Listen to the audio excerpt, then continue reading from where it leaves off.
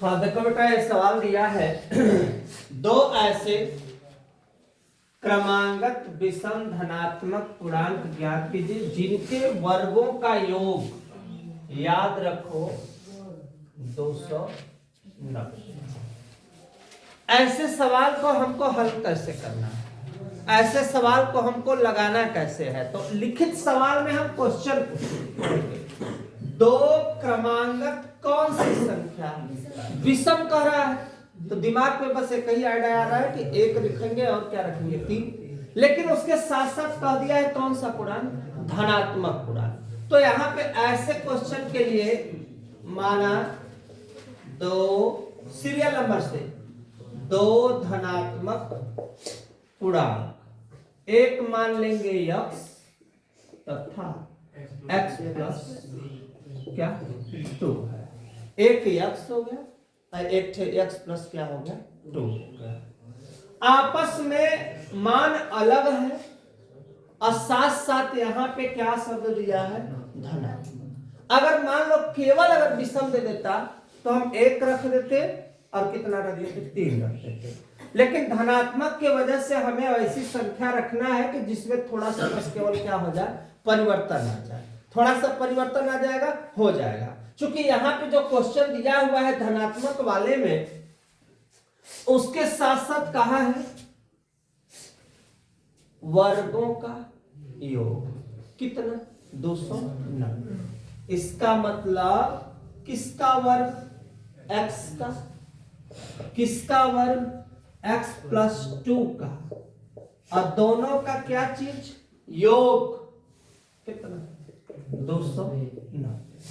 X square अपने स्थान पे, a प्लस बी पर इसको क्या करेंगे, व्याख्या करेंगे। तो a प्लस बी का हमारा सूत्र सबको याद है, a square plus B square plus 2ab।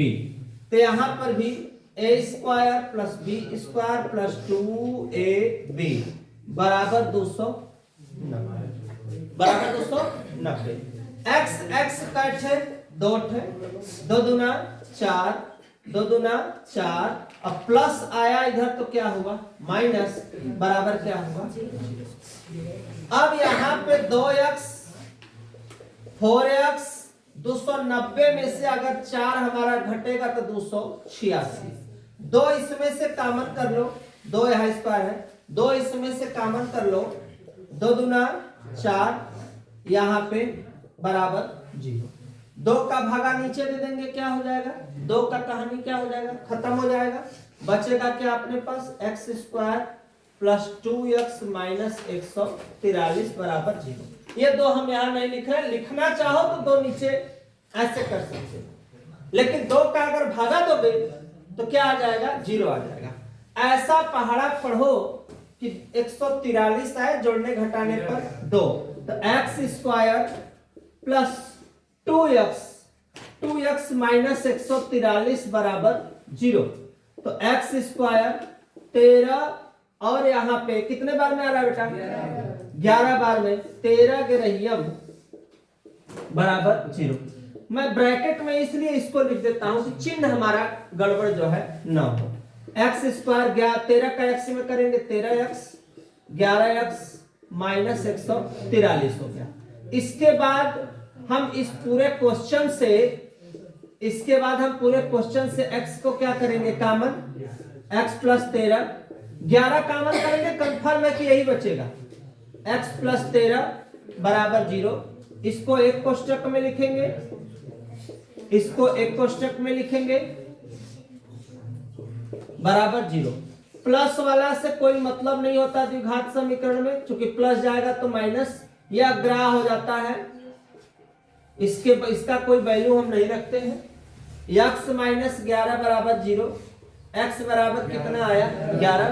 तो ये पहली संख्या मेरी जो है कितनी निकल कर आ गई है, यहाँ पे क्रमांगत संख्या, पहली संख्या x बराबर कितना 11, दूसरा x प्लस 2 है तो 11 और 2 कितना हो जाएगा 13, तो आंसर हो गया 11 और 13। कौन सी संख्या आ गई? विषम संख्या। कौन सी संख्या निकल कर आ गई? विषम। यही हमारा क्या है? आंसर हो गया। ऐसे सवाल को देखने के लिए हमारे चैनल को सब्सक्राइब जरूर किया करिए। नेक्स्ट क्वेश्चन लिखो बेटा। देखो ये भी जो पेपर में पूछा हुआ है 6 नंबर का क्वेश्चन है, मार्क्स 6 है। देखो बड़ा क्वेश्चन, थोड़ा सा हम लोगों को सीरियस होकर समझ के लगाना पड़ेगा। इस सवाल में पहले पढ़ो, एक मोटर बोट जिसकी स्थिर जल में चाल। ये मोटर बोट की तब की चाल है जब धारा एकदम क्या हो? स्थिर हो, धारा में कोई विशेष बहाव न हो। समझना ध्यान से क्वेश्चन को। 24 किमी धारा के प्रतिकूल, मतलब जिधर धारा बह रही है, नाव बोट उधर की तरफ ही चल रही है। तो जब धारा के नहीं, अनुकूल नहीं, प्रतिकूल है, प्रतिकूल है, विपरीत है। जिधर धारा बह रही है उधर के अपेक्षा जिधर धारा नहीं बह रही है, बोट उधर की तरफ क्या हो रही है? जा रही है। अब जाने को जा रही है, लेकिन ये बताओ बेटा कि अगर जिधर धारा बह रही है उधर की तरफ स्पीड ज्यादा रहेगी या धारा के प्रतिकूल होगी? वहां स्पीड अच्छी रहेगी, चाल उसकी बढ़ जाएगी, और धारा के प्रतिकूल उसकी चाल क्या हो जाएगी? घट जाएगी। क्यों? क्योंकि वो अपना तो जो फोर्स लगाएगी ही बोट, लेकिन धारा उसको आगे नहीं। जैसे हम साइकिल चलाते हैं, अगर तेज हवा चलने लगता है तो जिधर हवा का वेग है ना, उधर अगर हम साइकिल चला रहे हैं तो हम प्लस में है, हम जितना स्पीड से चला रहे हैं उसमें और इस चाल उसकी क्या हो जाएगी? बढ़ जाएगी। लेकिन अगर हवा के विपरीत चला रहे हैं, हम उतना ही फोर्स कर रहे हैं, लेकिन साइकिल की स्पीड क्या हो जा रही है? घट जा रही है। तो यहां पे समझो, पहले लिखना है ऐसे। देखो 6 नंबर के सवाल के लिए, माना धारा में चाल, पहले सिंपल x किमी प्रति घंटा, x किमी प्रति घंटा, इतना हो गया। अब हम बात करेंगे किसका? पहले क्वेश्चन में दिया है प्रतिकूल की बात किया है ना, तो ये नहीं कि हम अनुकूल का करें, जैसे बोलेगा वैसे हमें हल करना है। तब यहां पे लिखेंगे धारा के प्रतिकूल, धारा के प्रति, धारा के प्रतिकूल। अच्छा, जल में चाल, स्थिर जल में उसकी चाल, अच्छा धारा में चाल इतना है, मान लीजिए धारा की चाल कितनी हो गई? धारा में चाल है, धारा की चाल, माना धारा की चाल कितना? x किमी प्रति घंटा। इसके बाद एक चीज और लिख लेते हैं, एक लाइन और लिखने में लगेगा। किसकी चाल? स्थिर जल में चाल, स्थिर जल में चाल कितना दिया है? 18 किमी प्रति घंटा। देने को तो दे दिया है, बात समझना, देने को तो दे दिया है, लेकिन हमारा रीजन क्या है कि इसको हम अप्लाई डायरेक्ट नहीं करेंगे। उसके बाद हम क्या करेंगे? कितना दूर जाने पर? 24 किमी क्या दूर, 24 किमी धारा की कहां? प्रतिकूल। जब 24 किमी धारा के कहां जा रही है? प्रतिकूल। इसका मतलब धारा के प्रतिकूल, धारा के प्रतिकूल चाल।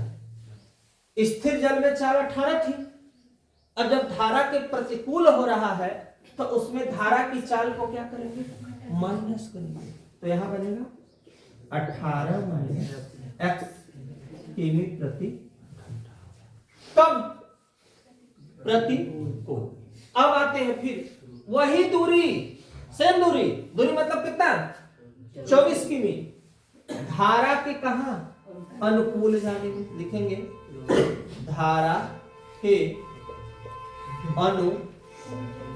धारा के अनुकूल, धारा के अनुकूल जाने में चाल कितना होगा बेटा? 18 प्लस x किमी प्रति हाफ। इतना लिख दिए। कुल दूरी, कुल दूरी कितना 24 किमी। ठीक, अनुकूल जाने की अपेक्षा कितना 1 घंटा अधिक समय लेती है। अनुकूल वाले की अपेक्षा कितना घंटा 1 घंटा अधिक समय लेती है।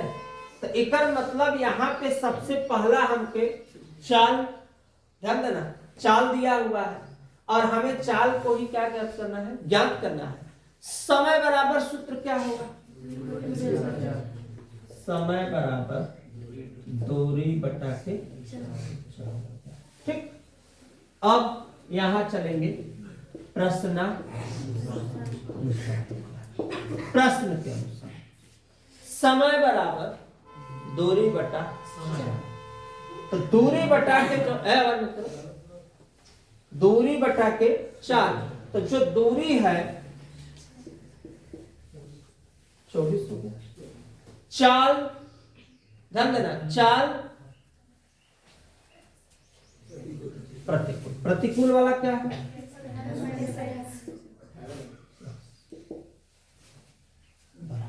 ठीक,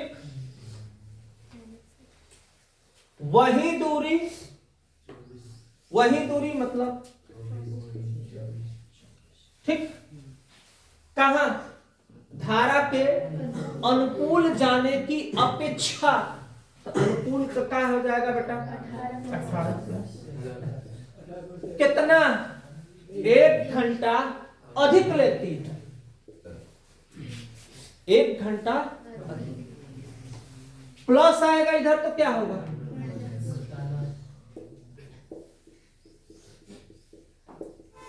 बराबर, कोई दिक्कत है। 24 इसमें से कॉमन करिए, ऊपर से बचेगा 18 प्लस x बराबर में, कोई दिक्कत, तिरक गुणा करो, 18 प्लस x होगा, माइनस है तो हम डायरेक्ट अप्लाई नहीं करेंगे, ब्रैकेट का प्रयोग करेंगे, बटा 18 का 18 में गुणा करेंगे, एक बार माइनस है, एक बार a स्क्वायर माइनस 18 का 18 में करेंगे 324, यहां पे x बराबर कितना, माइनस है तो अंदर का चिन्ह क्या होगा, अंदर के चिन्ह को हम क्या करेंगे, बदल देंगे। 24 अपने स्थान पे, माइनस है तो अंदर का चिन्ह बदल जाएगा, बदलेगा कि नहीं बदलेगा, दिख रहा है, देखो ना इसमें सवाल आ रही है ना। अब 18 प्लस x माइनस है तो यहां पे माइनस की जगह क्या होगा बाबू, प्लस, और नीचे 324 माइनस x स्क्वायर बराबर में 1। ठीक, नहीं आ रहा, नहीं कोई दिक्कत नहीं, बस थोड़ा सा, ठीक है ना, बस हो गया। अब देखो यहां पे हो गया तक, एक हो गया, 18 से 18 क्या होगा बाबू, कट जाएगा। अब अपने पास देखो बचा क्या है, 24 बचा, कोई चिन्ह नहीं है तो गुणा x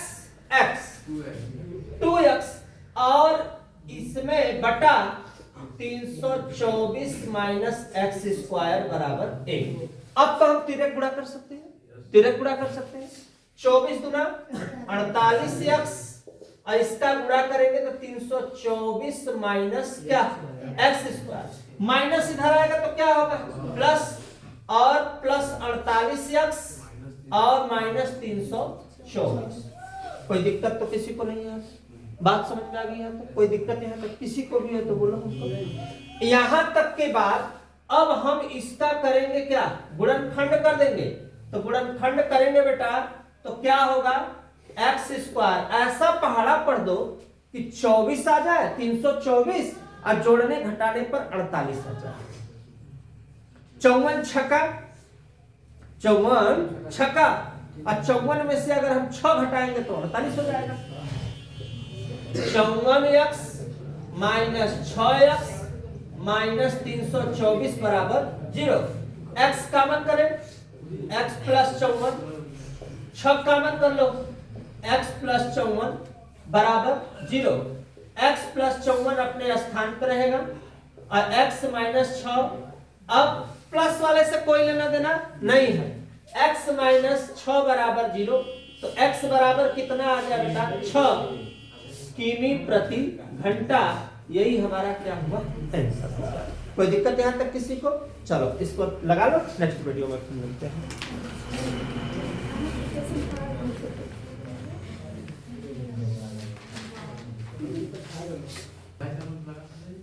हाँ देखो बेटा, ये भी 6 नंबर में क्वेश्चन है, ध्यान से समझने का प्रयास करो कि 2, 1, 2, 4 और 6। एक बार मैंने गलती से 5 लिख दिया है, तो उससे कोई दिक्कत नहीं है, 6 मैं लिखना चाहिए था, 12th का मुझे याद आ गया था। तो इसमें यह करना, इसका रहस्य सीख लो। निम्नलिखित द्विघात समीकरण में मूलों की प्रकृति, तो मूलों की प्रकृति का 3 सिचुएशन क्या होगा? क्या सिचुएशन? 3। तीनों सिचुएशन में कैसे सवाल हल होती है और निर्भर करता है डिस्क्रिमिनेंट पे। डिस्क्रिमिनेंट मतलब किस पर? विवेक पर। अगर मान लो इधर कोई ऋणात्मक अंक है, d बराबर मान लो, अगर d का मान अगर कोई ऋणात्मक में हो, माइनस में अगर हो, तो बड़ा कौन होगा? 0 होगा। अब जब 0 बड़ा होगा तो इस टाइम तुम लिखते हो ना ग्राफ माइनस वाला, इसका मतलब इसका कोई मूल वास्तविक नहीं। अब इसको मुझे हल ही नहीं करना है, इसका गुणनखंड हमें नहीं करना होगा, इसका हमें गुणनखंड नहीं करना होगा। लेकिन अगर विविक्तर 0 आ रहा है तो मूल वास्तविक और बराबर मतलब समान। ठीक, अगर मान लो ये वाला मान बड़ा हो रहा है, इधर वाला छोटा हो रहा है 0 की अपेक्षा, तो अब वहां पे वास्तविक तथा असमान होंगे। तो असमान में भी लगेगा सवाल, गुणनखंड होगा, बराबर वाले में भी होगा, बस इसको छोड़कर। तो देखो कैसे लगेगा, मतलब समझो। जैसे ये सवाल पहला a 2x², ये देखो इतना तेज भूलता है ना, ये जो प्रकृति होता है दिमाग में से उतर जाता है कि नहीं, मतलब मैं लिखूं क्या, तो समझो ध्यान से। इसके लिए a बराबर 2, b बराबर -3, c बराबर 5। ठीक, ये मान हो गया a का, b का, c का। Discriminant b² - 4ac। विविक्तर, अब b का मान अपने पास कितना है देखो, a का मान 2, c का मान 5, 3 तरीके 9, 4 दूनी 8, 5 40, अब घटेगा तो आएगा से कौन कौन, अब लिखोगे अतः मूल वास्तविक नहीं है। बस हो गया। अब इसे हमें हल करने की आवश्यकता नहीं, क्योंकि हम लोगों को क्वेश्चन में केवल यही कहा है कि किसका अस्तित्व है और किसका अस्तित्व नहीं है। तो इस समीकरण का कोई भी मूल वास्तविक ऐसे नहीं सकता, चाहे यहां ऐसे दे सकते हो, यहां पे वैसे मेंशन कर सकते हो, इस समीकरण का कोई भी वास्तविक मूल नहीं है। कहानी इसकी हमारी क्या हुई, क्लोज। एक और सवाल है, बी नंबर देखो, 2x² 6x + 3 बराबर जी। ध्यान समझना इसको भी ध्यान समझना। a बराबर 2, b बराबर -6, c बराबर, लिख दिया आराम से, कोई दिक्कत तो नहीं। d बराबर b² - 4ac, b का मान 6, A 2 C 3 छछा के 4 दूनी 8 त्रिके 24 घटेगा 12। ठीक और हो गया। अब जो सिचुएशन आई ना ये क्या है 0 से 12 तो लिखोगे यहां पे अतः मूल वास्तविक तो है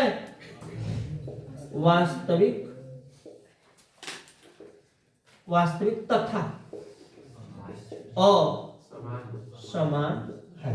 वास्तविक तो है, वास्तविक इसलिए है कि बेटा प्लस में संख्या है, धनात्मक है, ये कंफर्म है कि धनात्मक है। यहाँ काल्पनिक था, यहाँ कोई वास्तविक मूल नहीं था, इसलिए कि यह क्या था ऋणात्मक। दो बातें याद रखो, ऋणात्मक अगर विविक्तर का मान ऋणात्मक आया है तो उसका हमें गुणनखंड करना नहीं। अगर उसका मान अगर धनात्मक आया है तब भी गुणनखंड करना है और 0 आए तब भी गुणनखंड करना है। दोनों सिचुएशन में गुणनखंड हमको करना पड़ेगा।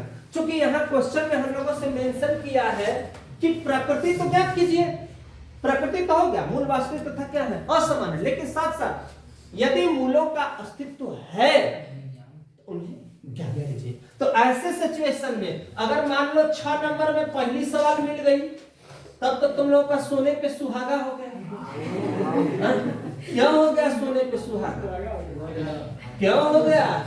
क्योंकि लहा लला फ्री में 6 नंबर हजे तक में लगा रहता ना पौला कितना तो फ्रिया में लहा लला। तो अब यहाँ पे देखो, इधर देखो, अब यहाँ पे तो अब लिखेंगे, यहाँ पे देखो मेंशन कैसे करेंगे, इधर देखो अतः मूल। अब फिर से लिखोगे 2x² माइनस 6x प्लस 3 बराबर 0। ऐसे सवाल के गुणनखंड करने में समय बर्बाद करना बेवकूफी होगी। केवल अपने सूत्र पे x बराबर माइनस b, यहां मैंने d लिखवाया है। अब जुगाड़ पे आएगा अपने b का मान कितना -6 और डिस्क्रिमिनेंट का मान 12 और 2 a का मान कितना 2 माइनस माइनस 12 का वर्गमूल 2 दूना 4 तिहाई 12, 2 ठे 2 का कटे 2 1 थे, यहाँ पे 2 दूना 4, 2 इसमें से क्या कर ले कॉमन और यहाँ पे कड़ी में 3, यहाँ पे 4, 2 दूना कै बार में 2 बार में।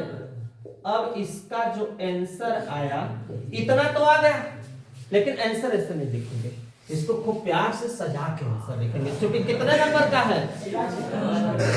अतः इधर देखो, अतः मूल इसको कई बार लिखेंगे हम लोग 2 बार, एक बार प्लस में और एक बार यहाँ पे 3 है, यहाँ पे किस में लिखेंगे माइनस में। यही हमारा क्या हुआ आंसर। कोई दिक्कत यहाँ तक किसी को? देख लो, मिला लो, फिर नेक्स्ट मिलते हैं। तो तरीका सेम है, तरीका में कोई अंतर नहीं है, ठीक है, समझो ध्यान से। निम्नलिखित में प्रत्येक द्विघात समीकरण में किसका मान k का ऐसा मान ज्ञात कीजिए ना कि उसके 2 बराबर।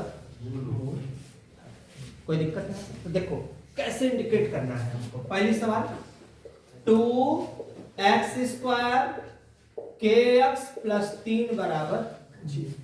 ध्यान से अब हम a बराबर 2, b बराबर k, c बराबर। कोई दिक्कत है?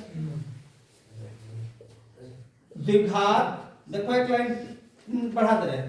द्विघात समीकरण क्या होता है ax² plus bx plus c बराबर 0 से तुलना करने।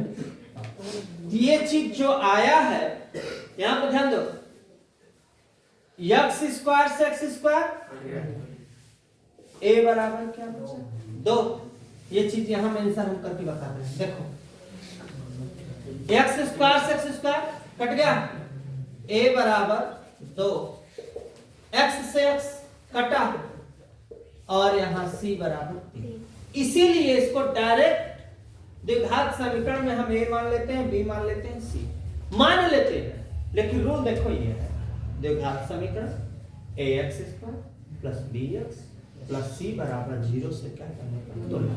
ऐसे फायदा क्या है, जब हम तुलना करेंगे तो x स्क्वायर से x स्क्वायर कट जाएगा, a बराबर x से x कट गया,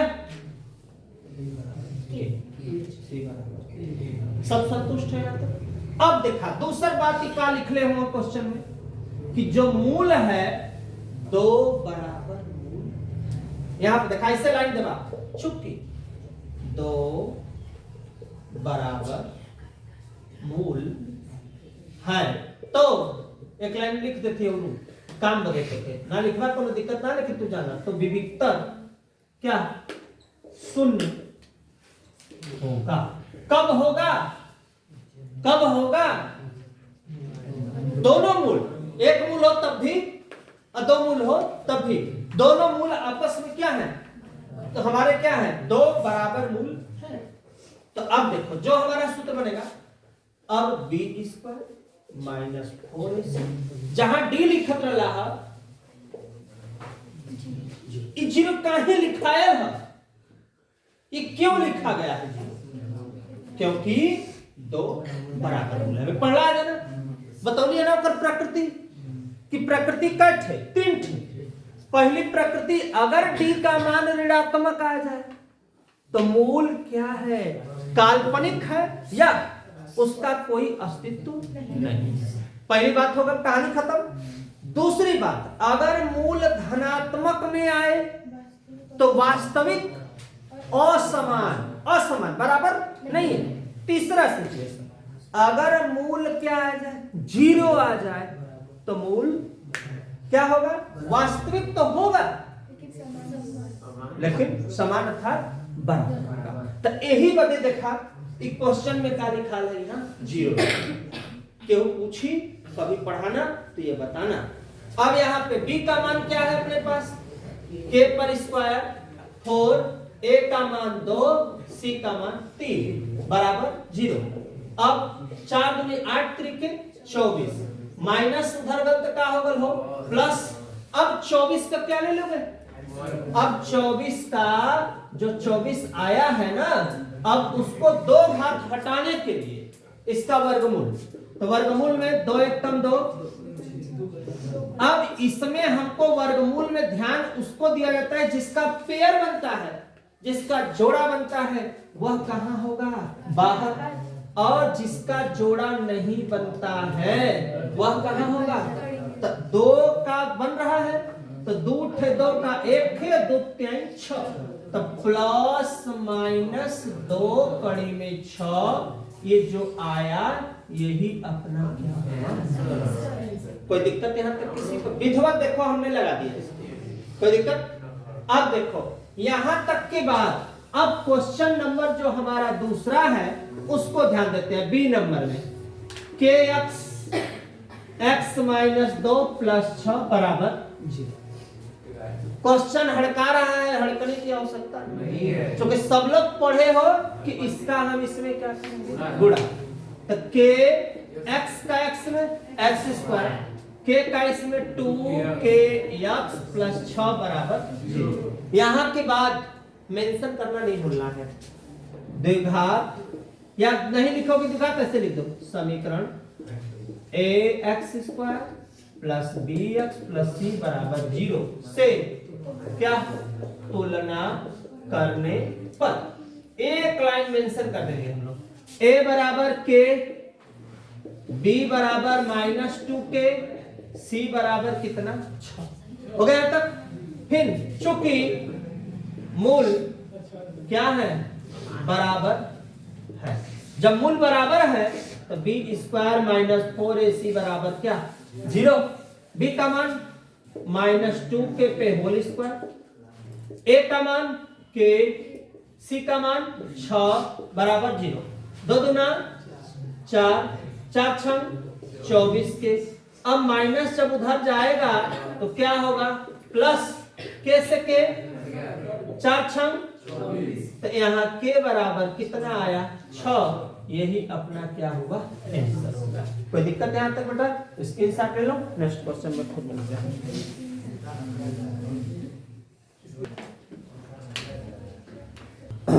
आओ देख लो देखो, आज 6 नंबर में भी है, देखो इधर देखो ध्यान से। 6 नंबर के साथ साथ 20 में, 21 में, 24 में 3 बार पूछी हुई सवाल। सीरियस होकर देखो, सवाल तुम्हारे मुट्ठी में। 2 संख्याओं के वर्गों का, 2 संख्या, कौन 2 संख्या अब आगे पता चलेगा। छोटी संख्या का वर्ग, किस संख्या का, बड़ी संख्या का 8 गुना। इसका मतलब मुझे मानना है, माना बड़ी संख्या कितनी बेटा x, मानिए बड़ी संख्या x। फिर देखो पढ़ो, बड़ी संख्या का 8 गुना, कौन सी संख्या, छोटी, तो लिखो छोटी संख्या, ठीक।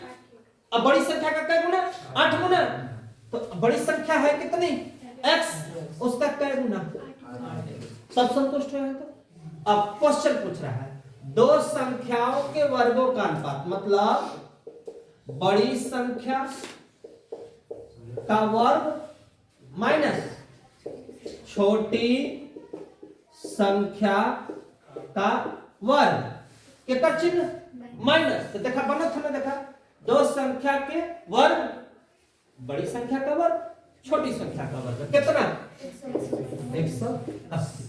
बड़ी संख्या x पे, छोटी संख्या 8x पे स्क्वायर, अच्छा माइनस है, क्लियर, बराबर 180। तुम लोग का भी यार कोई दिक्कत तो है नहीं आता। x स्क्वायर 8 64, यहाँ पे 8 गुना ना दिया हुआ है, रुक जाओ, चूंकि यहाँ 2 संख्याओं के वर्गों का अंतर 180 है और छोटी संख्या इतना ही दिया है क्वेश्चन में ना, दोनों संख्याओं के वर्गों,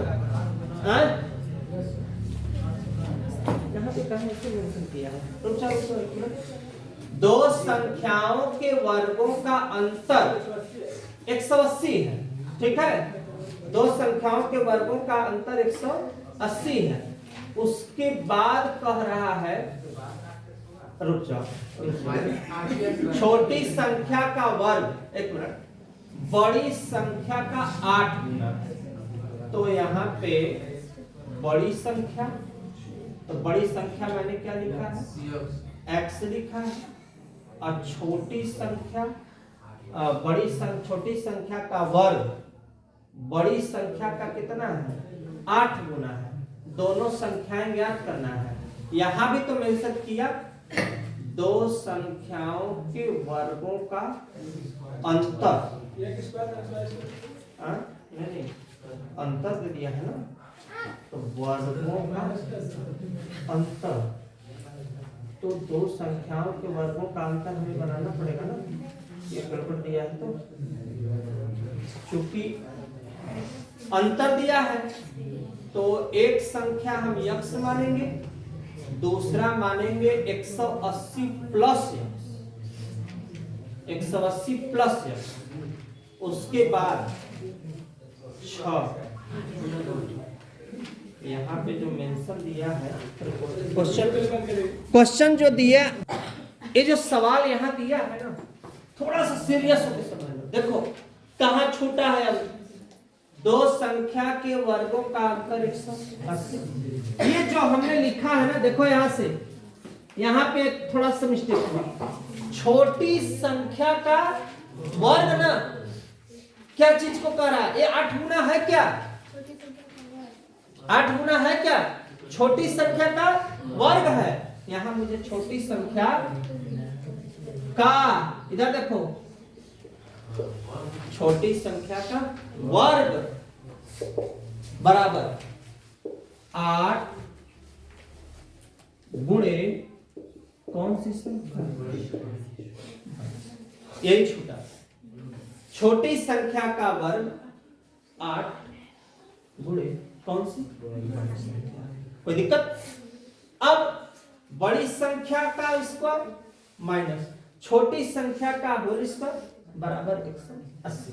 तो ऐसे सिचुएशन में बड़ी संख्या, तो बड़ी संख्या क्या, x, x पे क्या घात, 2 घात, लेकिन छोटी संख्या का वर्ग, 2 घात का मतलब वर्ग कितना, 8, एक का मतलब 8, ऐसे गड़बड़ा। अब प्लस आया तो क्या हुआ, माइनस, बराबर 0। अब इसको गुणनखंड कर देंगे, 18 दहा में 180, 18 में से अगर 10 घट जाएगा तो आ जाएगा ना हमारा x, क्या करेंगे कॉमन, 10 कॉमन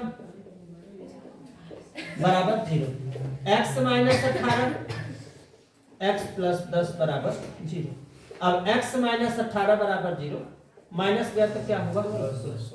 कोई दिक्कत, इस वाले मान से हमको कोई मतलब नहीं है, अर्थात x बराबर कितना आया, 18 आ गया ना। दूसर का हमारा जो है यहाँ पे पहली संख्या हमारी कितनी हो गई, 18 हो गई, ठीक। अब उसमें हमसे क्या पूछा है, तो दोनों हमें क्या करना है, संख्याओं को क्या करना है, ज्ञात करना है। तो दूसरी संख्या कैसे निकालेंगे जिसको आराम है, बोलो। तो हमको दूसरी संख्या चाहिए, देखो तुम कहे हो वर्ग निकलेगा कंफर्म। छोटी संख्या, छोटी संख्या, छोटी संख्या का क्या वर्ग सीखो। छोटी संख्या का वर्ग कितना है, 8 है, 8 अपने स्थान पे, x का मान 18, कितना होगा गुणा करने पर 144। बेटा ये छोटी संख्या का वर्ग है ना, 144 का वर्गमूल कितना होगा, तो छोटी संख्या अब निकल जाएगी। अब छोटी संख्या बराबर, रुको, छोटी संख्या का ये वर्ग है, वर्ग माने काय घात है, 2 घात, तो छोटी संख्या, छोटी संख्या 144 का वर्गमूल 12, 144 का वर्गमूल 12। अतः यहां लिख देना, अतः सुन लो मेरी बात, अतः संख्या 2 ठे आएगी, एक 18 12 या 18 माइनस 12, यही तुम्हारा क्या होगा। कोई दिक्कत यहां तक, काहे लिख लिया 2 बार, क्योंकि इसका क्या लिया गया है, वर्गमूल लिया गया है। तो एक बार प्लस और एक बार माइनस, तो ई भी उत्तर हो सकला, ई भी उत्तर हो सकला। कोई दिक्कत यहां तक किसी को, लगा लो। नेक्स्ट क्वेश्चन में मिलते हैं।